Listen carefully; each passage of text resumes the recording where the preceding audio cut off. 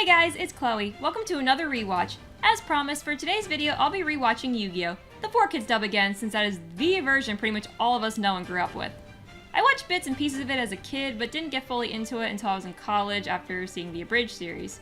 Anyway, Mai doesn't actually appear in the pilot episode, so unlike the first rewatch, for this one I'll be jumping ahead to episode 3 when we do meet her. Alright, let's get this episode on the road. Or should I say boat?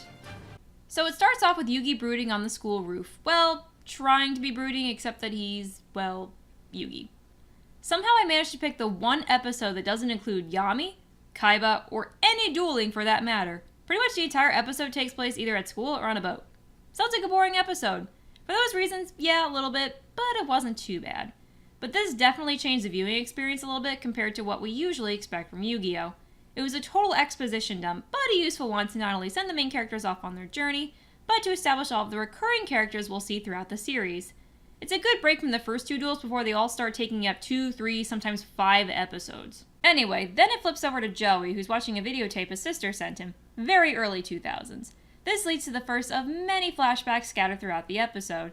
The flashback with Joey and Serenity was definitely the hardest scene for me to get through because their kid voices were very shrill and over the top. These are the moments in the dub that probably made me cringe the most. Yu-Gi-Oh! Does really well with the battle and dueling scenes, but the emotional scenes fall a little flat for me. At least at first. Then Yugi gets invited to enter the Duelist Kingdom tournament and they all have to talk about it at school, about how dangerous it is, but he has to go because Grandpa... I didn't even remember how much Tristan had been dumbed down before coming back for this rewatch. This probably factored into him being written as an idiot in the Abridged series. But the thing is, though, he's not super dumb, it's just his voice and the way his lines are delivered that make him look and sound much dumber than he was meant to be. But I think that's fixed after episode 10 when he gets a new voice actor, so at least there's that. Also, random note, $3 million seems like a random amount for prize money. I imagine the biggest or most prestigious competitions would more likely offer $1 million, as that seems to be a more standard prize amount. I guess a certain game show made that amount iconic. But of course, just like that, Joey forgets about Yugi and his grandfather's plight. 10 out of 10 for attentiveness. But with $3 million, you could pay off your student debt and use the rest to buy a pizza. As long as you don't get toppings. Then we get to another flashback, this time with Yugi, Joey, and Tristan becoming friends, taking me way back to season 0. It's kind of weird how I remember the beginning of their friendship a lot better in that show than I do in this one. But season 0 is another really good series. With Joey tossing a piece of the Millennium Puzzle into the water and Yugi confronting that bully with the big eyebrows, the evilest characters in this show always have the thickest eyebrows. It felt like I was watching season 0 right before the Shadow game. The Abridged references that popped into my head probably didn't help. This show, of course, has its own charm, but season 0 is freaking amazing. No duel monsters required. Definitely check it out if you haven't already. It's only 26 episodes, so you can knock it out in one weekend.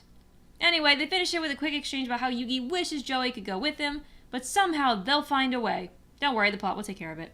Fast forward to the boat leaving for Duelist Kingdom. After a quick game of Spot the Protagonist, we see Joey being dragged away after trying to sneak on. This is not what I meant when I said the plot would take care of itself.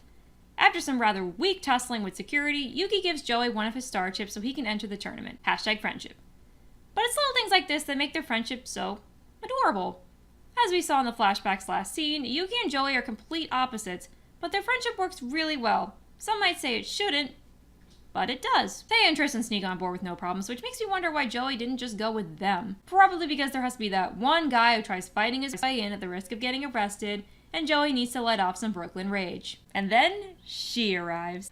I got so excited when I heard Mai's voice. Her original voice, Megan Hollingshead. I missed that voice. I completely forgot to laugh at Joey's reaction to her because I was just so excited to see her.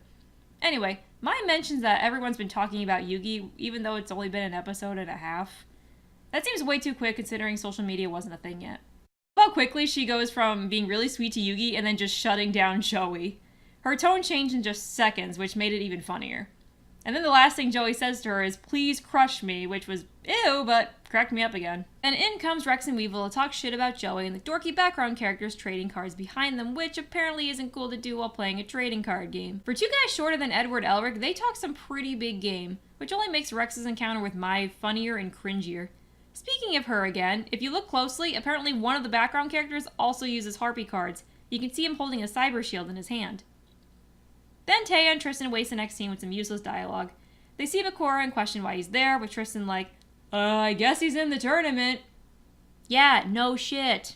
He may have an evil spirit inside of him, but he still follows the rules to some extent, unlike you two. So in case you needed a reminder that Tristan is a moron, there you go. But at least we get to my favorite scene soon after when Mai duels Rex out of his room. We find out a few episodes later she sprayed perfume on her cards to keep track of them, but that is a lot of perfume to memorize. It's very clever, but how is that realistically possible? I can't even recognize all of my perfumes and I use maybe 3 of them. But Rex's "I fucked up and I'm in deep shit" face was priceless. So now Yugi is talking to Weevil because he's a fictional character and couldn't hear me when I told him to run very fast.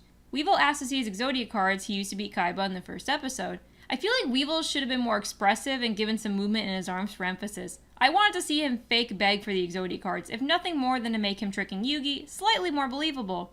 There was an old cosplay skit from a few years ago that parodied this scene, and the cosplayer who played Weevil did it very well and their movements were perfect. Anyway, spoiler alert, Weevil throws Exodia into the ocean because he's a jerk and Yugi is dumb. There's being nice and trusting, which I get because I'm both of those things, and then there's being an idiot. And then Joey, also having a relapse in judgment, jumped into the water to try to retrieve them. How does he actually survive a fall like that? They weren't on some basic cruiser you rent with your family, they were on a freaking yacht. Anime pulls a lot of BS when the plot needs it to. But I don't care if it's anime, it's not logistically possible. That definitely should have killed on impact, or at least knocked him unconscious and then he'd drown. Tragic, but accurate. But of course, they're not in the water for long. Taya and Tristan earn their screen keep by throwing them a ladder to pull them back up. It would have been really funny if they got busted after helping them. For what it's worth though, Joey finding even 2 of the cards is actually pretty impressive. Normally they'd be swept away in an instant before he jumped overboard, but was eBay really not a thing back in this day? Because even if the Exodia cards were super expensive, they'd probably be easy enough to find. But never mind that, Joey has to unload his sister's eye problems onto his friends, including the very expensive operation she needs in order to not go blind. Let me guess, it costs $3 million.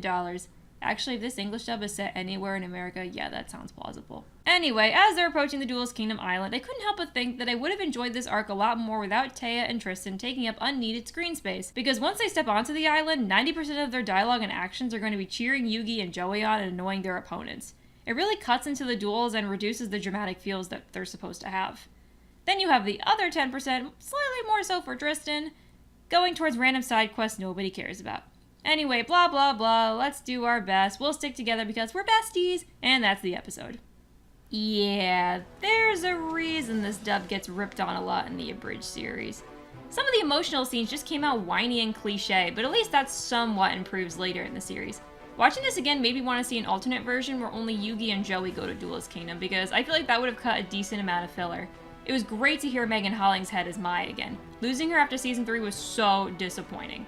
I'd love to see her at a con sometime. But for now, I thoroughly enjoyed her scenes. Anyway, as cringy as parts of this was, the Duelist Kingdom episodes are classic, so this was still a fun throwback. Thanks for joining me on this nostalgic trip. Tell me whether you prefer the sub or dub version, this anime, or season 0 in the comments below. Be sure to also like and subscribe, follow me on my other social media, and I'll see you guys in the next video, which will be another Con Chronicles. Later, Duelists!